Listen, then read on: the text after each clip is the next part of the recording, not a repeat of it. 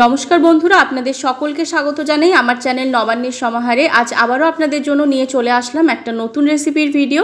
আজকে আমি বানাতে চলেছি একদম চটপটা স্বাদের একটা রেসিপির ভিডিও। এই রেসিপিটা কিন্তু আপনারা ব্রেকফাস্টে বানিয়ে ফেলতে পারেন, কিংবা এটা আপনারা বিকেলের চায়ের সাথে স্ন্যাক্সেও কিন্তু বানিয়ে ফেলতে পারেন। বানানো খুবই সহজ। যদি আপনারা ভিডিওটা একটু স্কিপ না করে দেখেন তাহলে কিন্তু বুঝতেই পারবেন যে এটা বানানো কতটা সহজ, আর খেতেও কিন্তু খুবই সুস্বাদু। বাড়িতে অতিথি আসলে খুব ঝটপট এটা আপনারা তৈরি করে ফেলতে পারেন। রেসিপিটা বানানোর জন্য প্রথমে একটা বড় পাত্র নিয়ে নিয়েছি, তার মধ্যে দিয়ে দিলাম এখানে আমি 1 বাটি মুড়ি। এরকম বাটির 1 বাটি মুড়ি দিয়ে এবার এই মুড়িটাকে আমি ভালো করে ধুয়ে নিচ্ছি। সেজন্য আমি এখানে 1 বাটি জল দিয়ে দিলাম, দিয়ে ভালো করে মুড়িটাকে কিন্তু এইভাবে একটু ধুয়ে নিচ্ছি। ভালো করে ধুয়ে নেবার পর যে জলটা বেরোচ্ছে সেটা কিন্তু আমি আলাদা একটা পাত্রের মধ্যে ঢেলে নিচ্ছি, এটা ফেলে দিতে হবে। এইভাবে আমি বেশ কয়েকবার মুড়িটাকে একটু ধুয়ে নিয়েছি। দেখুন, ধুয়ে নিয়ে চলে এসেছি। এবার এই মুড়িটা একটু ভালোভাবে ভিজে যাওয়া পর্যন্ত অপেক্ষা করব। ভালো করে ভিজে যাওয়ার পর এইভাবে কিন্তু হাতের সাহায্যে এটাকে চটকে চটকে মেখে নিতে হবে। আপনারাও কিন্তু মুড়িটা ভিজে যাওয়া অবধি একটু অপেক্ষা করবেন। যখন দেখবেন একদম ভিজে গেছে, হাতে একটু করলেই ভেঙে যাচ্ছে, তখনই কিন্তু এইভাবে এটাকে ভালো করে চটকে নিতে পারেন। এটা একদম হয়ে গেছে, ভালো করে চটকে নিয়েছি। এবার এর মধ্যে আমি এক এক করে কিছু সবজি অ্যাড করব। প্রথমেই এখানে আমি দিয়ে দিচ্ছি গাজর, গ্রেট করা আলু, দিয়ে দিচ্ছি এখানে ক্যাপসিকাম কুচি, দিয়ে দিচ্ছি এখানে গ্রেট করা আদা, আর দিয়ে দিচ্ছি কাঁচা লঙ্কা।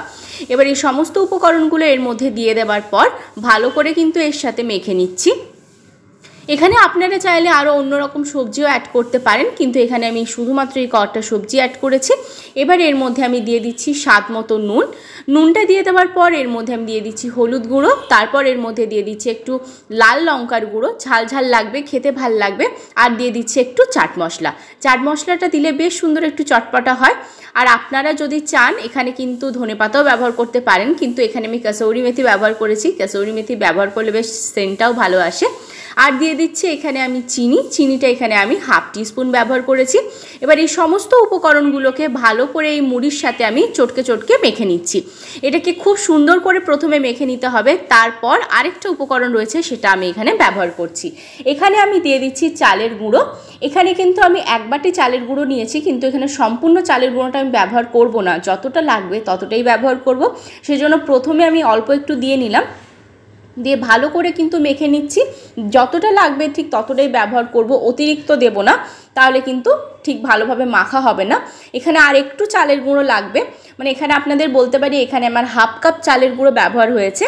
এবার ভালো করে এইভাবে মেখে নেওয়ার পর আমি এখানে আরেকটু চালের গুঁড়ো অ্যাড করলাম। টোটাল আমার 1/2 কাপ চালের গুঁড়ো ব্যবহার হয়েছে, আর বাকিটা আমি রেখে দিচ্ছি।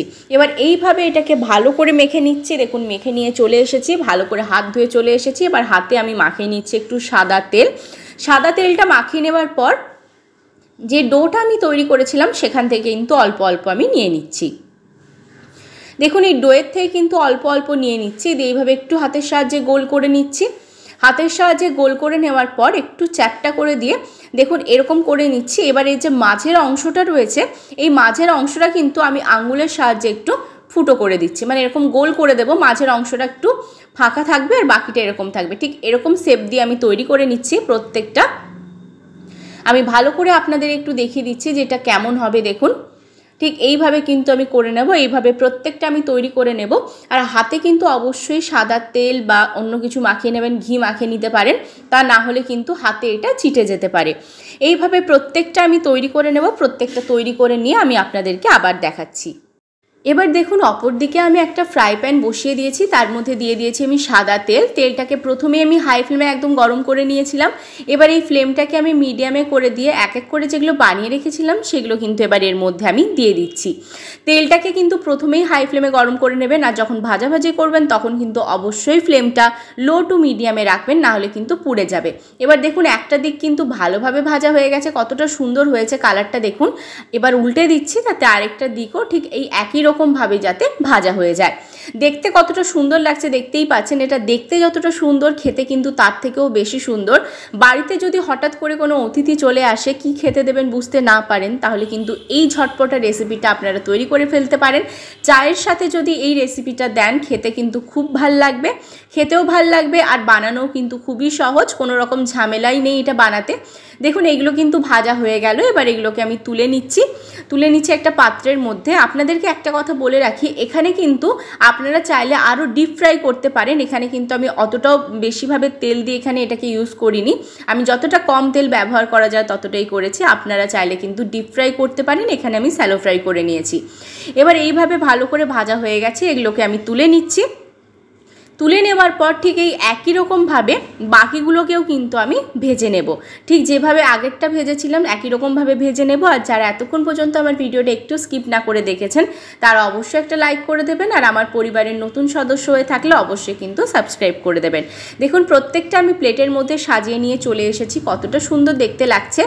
আপনারা বাড়িতে একবার অবশ্যই বানাবেন, আমাকে কিন্তু কমেন্ট করে জানাতে ভুলবেন না যে আপনাদের খেতে কেমন লাগলো।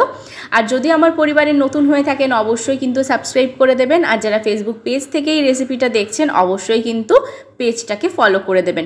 ফেসবুকে নবান্নের সমাহার নামে আমার পেজ রয়েছে, অবশ্যই আপনারা ফলো করে দেবেন। ভালো থাকবেন, সুস্থ থাকবেন, আবার দেখা হচ্ছে নতুন একটা রেসিপির সাথে। আর আমার চ্যানেলে কিন্তু আরও অনেক নতুন নতুন রেসিপির ভিডিও রয়েছে, আপনারা চাইলে কিন্তু গিয়ে দেখে আসতে পারেন। আবার দেখা হবে নতুন রেসিপির সাথে।